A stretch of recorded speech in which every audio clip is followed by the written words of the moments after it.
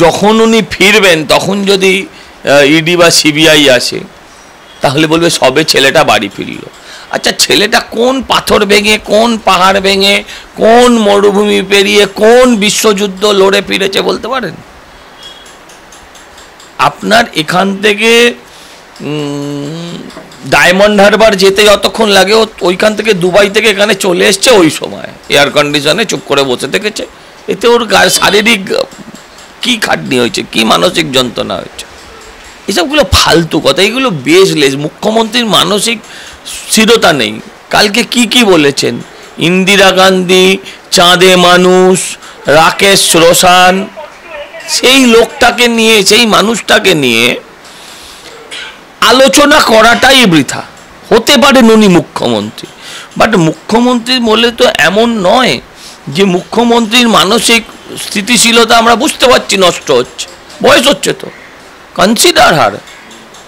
ওনাকে আর এইভাবে চেস করার কোনো যুক্তি নেই। ওনাকে উপেক্ষা করাটাই ভালো, ওনাকে উপেক্ষা করা ভালো। তৃণমূলের সম্ভব নয়, উনি জীবদ্দশায়, মানে চীনের যেমন প্রেসিডেন্ট আজীবন যতদিন থাকবে সেই থাকবে চীনের প্রেসিডেন্ট, ওখানকার কমিউনিস্ট পার্টির প্রেসিডেন্ট। সেরকম এটাও মানতে হবে যে ভাইপো চাইলেও এখনো সেই জায়গায় যেতে পারেনি। ভাইপো যে পিসিকে সরিয়ে মুখ্যমন্ত্রী হয়ে যেতে পারে, দল চলবে না। না, বক্তব্য রাখতে গিয়ে অনেকেরই ভুল হয়। আমি তো এরকম করেছি, এটা আবার আজকে রিজয়েন্ডার হিসেবে দিয়েছে।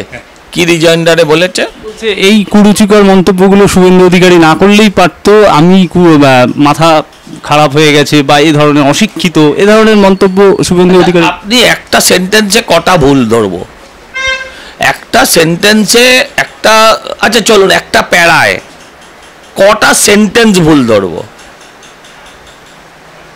আমি জানতে চাই। আজকে বলছে শুভেন্দু ভুল, এইসব না বললেই পারতো।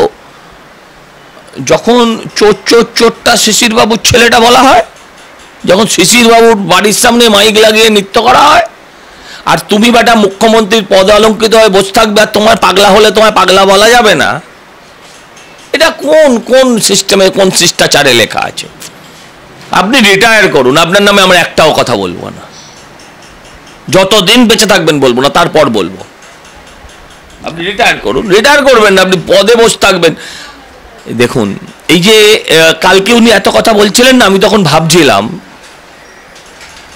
300 কোটি টাকা দিয়ে শুধু দুর্গাপুজোর ক্লাবগুলোর হাত খরচা দিয়েছে, আর 600 কোটি টাকায় চাঁদে রকেট পাঠিয়ে দিয়েছে।